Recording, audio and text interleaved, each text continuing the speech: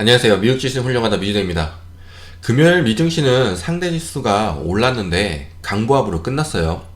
제가 전 영상에 말씀드렸듯이 롱 위켄드예요. 그러니까 휴가철 시작이기도 하고 월요일에 증시 시작이잖아요. 그리고 미국은 보통 목요일부터 휴가가 시작됩니다. 그럼 목, 금, 토, 일, 월을 쉬는 거죠. 다시 말씀드리지만 미국은 증시 내려가는 걸 굉장히 싫어해요. 뭐 어디든 그렇지만요. 그래서 사람들 휴가 가는데 마음 불편하지 않게 초반에 올려서 익절한 사람들은 기분 좋게 여행 떠나고, 매도하지 않은 사람들은 강보합 만들어줘서 그래도 증시가 마이너스는 아니네 하면서 기분 좋게 휴가 떠날 수 있게 해줍니다. 그리고 만약 증시가 내리면 뉴스 하나 터트려줘요. 그건 큰 건 아니고요. 증시 받칠 만한 뉴스요.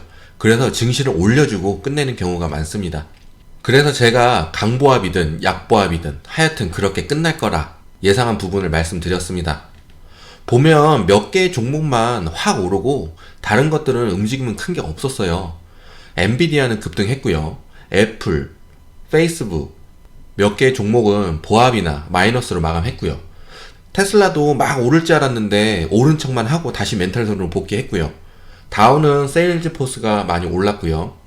지표로는 개인 소비 지출 물가지수, 그러니까 PCE 물가지수라 이야기하는데요.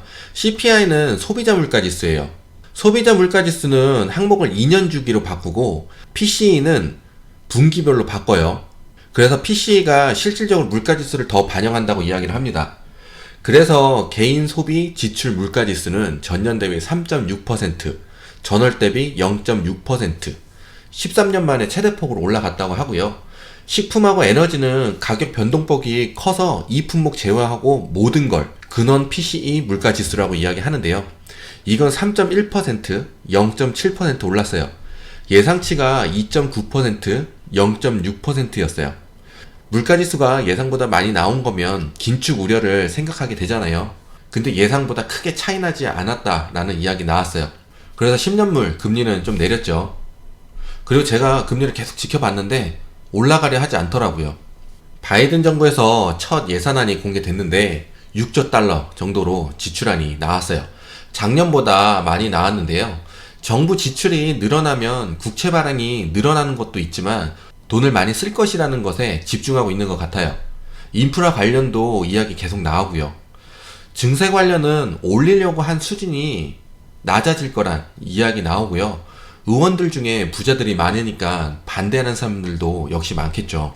그리고 다국적 기업들이 법인세가 낮은 나라를 찾아 본사를 옮기거나 본 돈을 옮겨놓는 관행이 생겼고, 각국의 정부는 이런 기업을 유치하려고 법인세를 서로 경쟁하듯이 낮췄어요. 그러면서 여기서 따라오는 게 페이퍼 컴퍼니겠죠. 그러니까 돈 세탁한다 뭐 이런 말들이죠.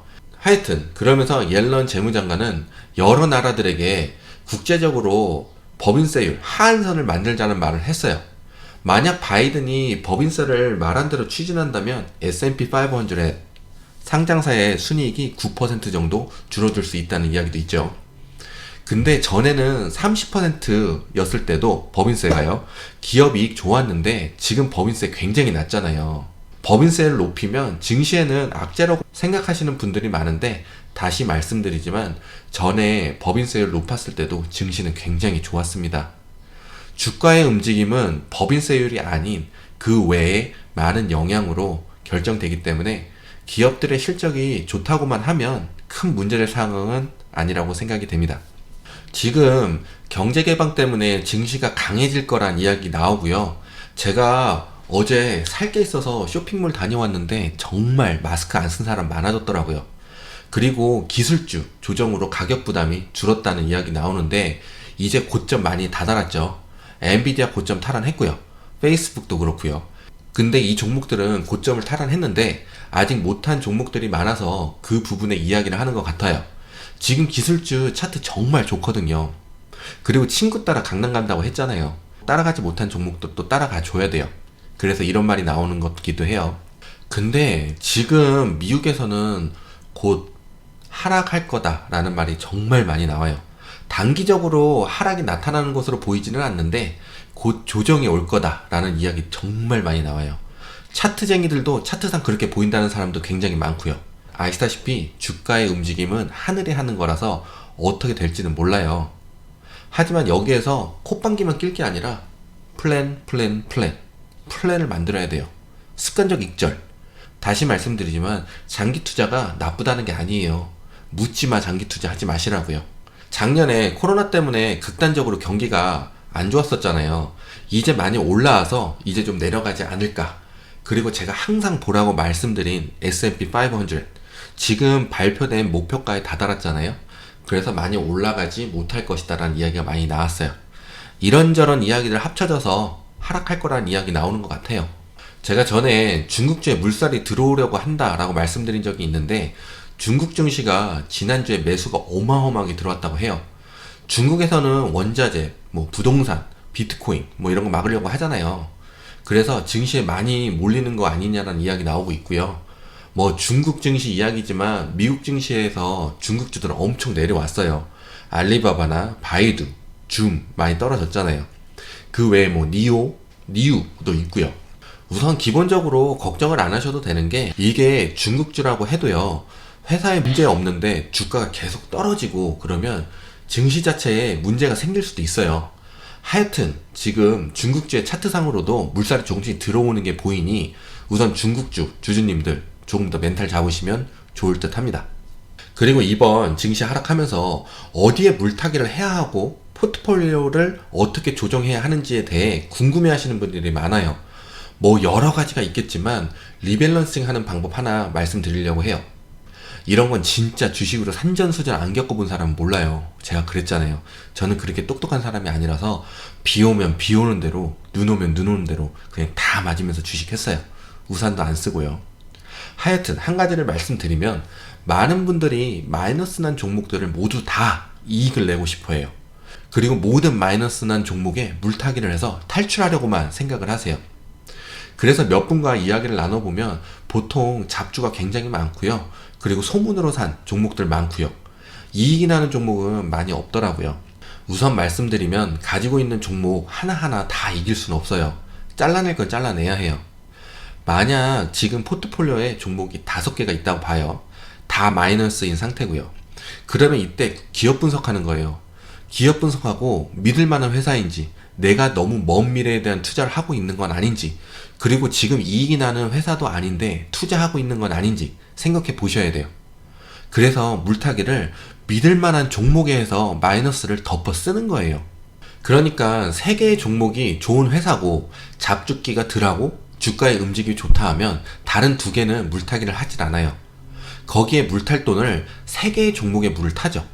그래서 수익을 더 크게 만들어서 2개는 평단에 오면 자르거나 아니면 진작에 손절해서 그 돈을 3개의 종목, 믿을 만한 종목으로 옮기는 거예요. 그러면 종목 수도 줄게 되죠. 그리고 기업 분석 한 번 더 해서 멘탈 잡는 거예요. 만약 결정이 많았다면 수익은 날 것이고 향후적으로는 그 수익이 잘라낸 2개의 마이너스를 상쇄시켜 줄 거예요. 5개 다 끌고 가려고 다 물타버리면 수익률도 적고 빨리 수익 전환하는 시간표도 늦어집니다. 리밸런싱이라는 게 익절을 해서 종목 수를 줄이면 좋지만 주식이라는 게 그렇게 쉽지 않잖아요. 그래서 주가가 내리거나 증시가 안 좋을 때 플랜을 짜야 돼요. 어느 회사가 더 튼튼한지와 주가의 흐름 빨리 파악해서 옮겨가는 거예요.